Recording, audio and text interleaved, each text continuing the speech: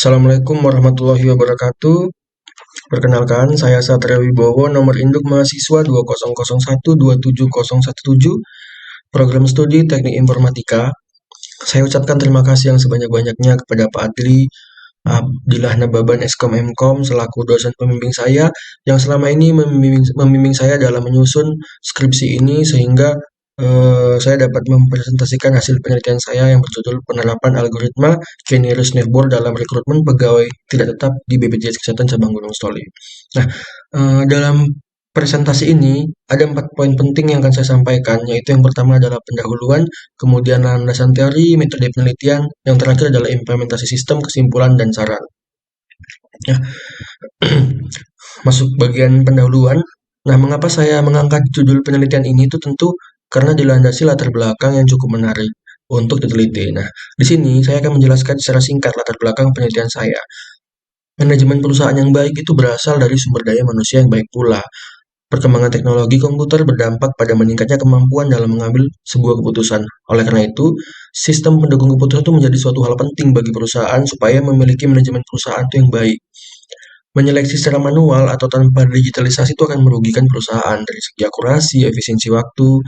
Nah, atas dasar itulah saya merasa bahwa perlu dibuat sebuah sistem untuk menentukan kesesuaian kriteria pelamar untuk lulus administrasi sehingga itu dapat mengikuti proses seleksi tahap berikutnya.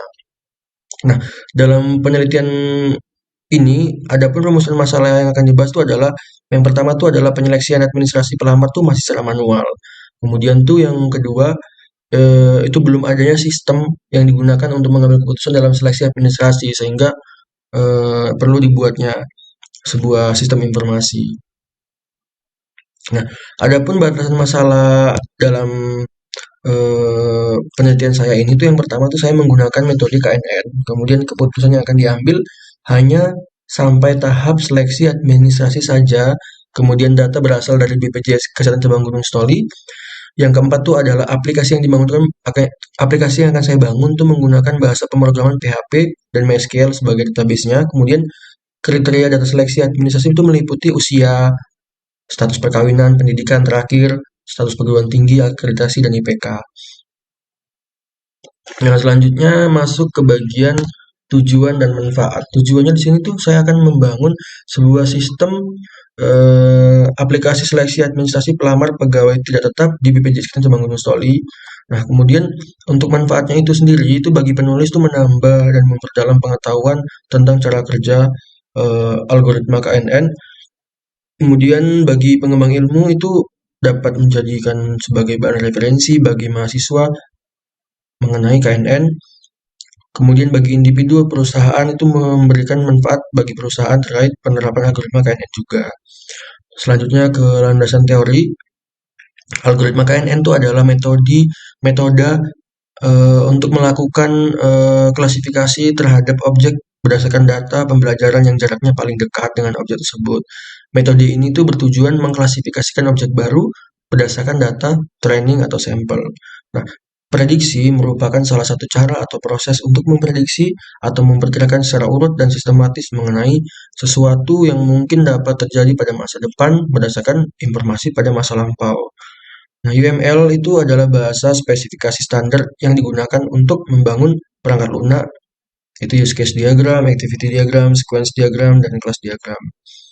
BPJS Kesehatan atau kepanjangan itu Badan Penyelenggara Jaminan Sosial Kesehatan itu adalah badan hukum publik yang bertanggung jawab langsung kepada Presiden dan berfungsi menyelenggarakan program jaminan kesehatan bagi seluruh penduduk Indonesia termasuk orang asing yang bekerja paling singkat 6 bulan di Indonesia. Nah, menurut Shermer Horn pada tahun 1997 itu rekrutmen adalah proses penarikan sekelompok kandidat untuk mengisi posisi yang lowong. Kita masuk ke bagian metodologi penelitian. Itu yang pertama tuh ada menganalisa masalah, dilanjutkan dengan merumuskan masalah, kemudian pengumpulan data, kemudian analisa data, kemudian penerapan algoritma KNN, kemudian perancangan aplikasi, dilanjutkan dengan pengujian, dan terakhir adalah implementasi sistemnya. Nah, di sini saya akan menjelaskan tentang analisa data. Itu langkah-langkah implementasi metode KNN itu yang pertama itu menentukan nilai parameter K-nya terlebih dahulu. Kemudian hitung kedekatan antar data, urutkan jarak secara ascending, kemudian hitung jumlah anggota dari setiap kelas berdasarkan kartu tanggal terdekat. Selanjutnya tuh jadikan kelas mayoritas sebagai kelas bagi data uji. Nah, di sini pada bagian data training dan testing terdapat 7 data training yang memenuhi atribut nama, usia, status perkawinan, pendidikan terakhir, status perguruan tinggi, dan IPK serta kategori kelulusannya. Nah, selanjutnya ini terdapat satu data testing. Di sini saya sudah tentukan parameter K yaitu 5. Selanjutnya dihitung kuadrat jarak terkecil Euclideans dengan formulasi sebagai berikut. Nah, setelah mengumpulkan kategori Y berdasarkan parameter K sama dengan 5, langkah selanjutnya adalah mengumpulkan kategori mayoritas dari hasil klasifikasi. Ini itu setelah diurutkan jarak 1 sama dengan 5, data testing ini tuh termasuk kategori gagal. Nah, mengapa? Karena jumlah mayoritas gagal tuh berjumlah 4, sedangkan yang lulus tuh hanya satu, seperti itu. Nah, kemudian saya akan lanjutkan di bagian implementasi sistem. Nah, ini rancangan halaman login. Di sinilah halaman user atau admin melakukan login dengan menginput username, dilanjutkan dengan password. Kemudian rancangan halaman dashboard ini berisi halaman yang tentang informasi baik data training sampai dengan logout. Kemudian rancangan halaman variabel di sini tuh berisi tentang keterangan-keterangan variabel yang digunakan pada penelitian ini. Kemudian rancangan halaman menu sampel data. Di sinilah data training tuh di mana untuk melakukan perbandingan data. Kemudian ada halaman menu data testing. Di sinilah data yang sudah didapatkan kemudian di testing menggunakan metode KNN. Selanjutnya ini ada rancangan halaman menu hasil perhitungan KNN yang berisi tentang isi hasil perhitungan yang sudah diproses seperti itu. Kemudian dilanjutkan penjelasan perihal kesimpulan dan saran.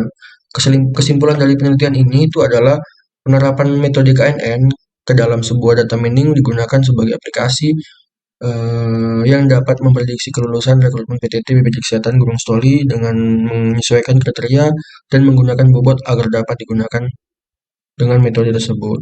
Nah, untuk sarannya di sini pada peneliti selanjutnya dalam memprediksi kelulusan data rekrutmen PTT BPJS Kesehatan sebaiknya dilakukan tidak hanya pada tahap seleksi berkas saja, tetapi dapat melakukan prediksi terhadap seluruh rangkaian seleksi lainnya, baik itu tahap psikotes, wawancara, kesehatan, dan sebagainya. Baik, terima kasih. Demikianlah presentasi ujian meja hijau saya. Saya mohon arahan dan masukan dari masing-masing dosen pembanding saya. Eh, Terima kasih juga sudah menyaksikan video ini. Saya akhiri dengan wassalamualaikum warahmatullahi wabarakatuh.